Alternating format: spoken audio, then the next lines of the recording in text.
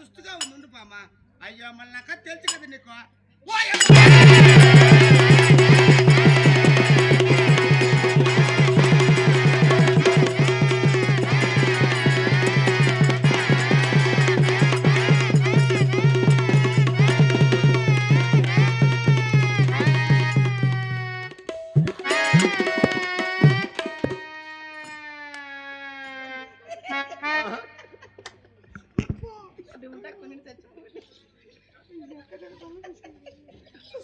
ఎక్కడ మరి కొండమ్మా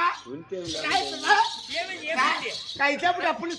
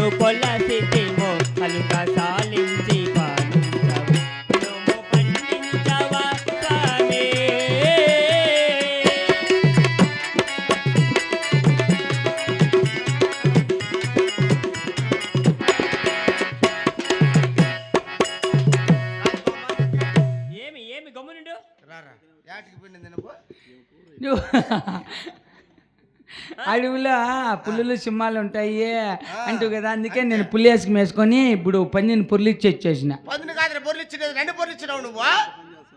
సరేలేపా, సరే నేనే భయపడద్దు. చూడు అలా కనపడుతున్న పట్టణమే కదిరికోగిలి పట్టణం. అవును, అలా కనపడుతున్నవే. చూడు అలా కనపడుతున్న కదిరికోగిలి పట్టణం అండి. నాకు గుడికి వెళ్దాం పదండి.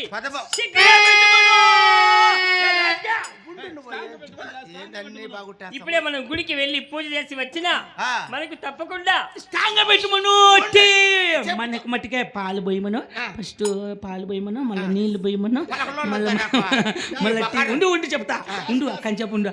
టీ పొడి మళ్ళీ ఎందుకు ఆయన చెప్పి కాదే వాడు మెంది ఎక్కుతా దిగాని తెప్పేది లేదు. నువ్వా అవి గమ్ముడు పసిపెడితే నీకు ఎప్పుడు ఇట్లా పని. పసిపెట్టేవాడు నా పానం తెచ్చాడు కదా, వాడు ఉంటే నా కొంపలో దరిద్రం. నాకు ఎప్పుడో రోజు నేను కొంతలే పెట్టేస్తాను నన్ను. ఒకటి అంటే 10 టీలు పెట్టండి, కాఫీ చేయతండి, మీకు దండ పెడతా. వాడు చంపేస్తాను అడక నన్ను. అయితే భయపడే కూడా ఓపిక చెప్పి వెళ్ళిపోతా. గుడికి వెళ్తే నీకు సర్వ దోషములన్నీ పోవును. నీకు సర్వశుద్ధి ఆగితే ఒళ్ళు దిక్కల బామా. అరే నీ వాత్సం విడిచినాడు రా చిన్నకి రేటి.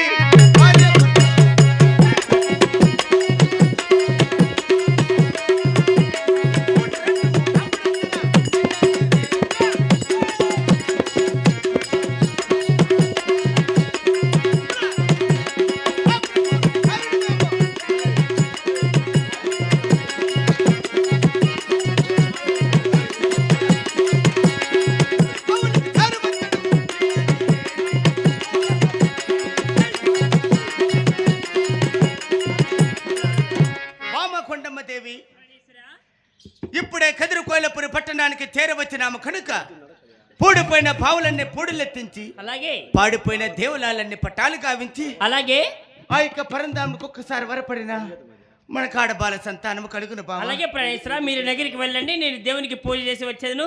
అలాగే బామ్మ. కొలువు చెర్రా కబుడలి నాటు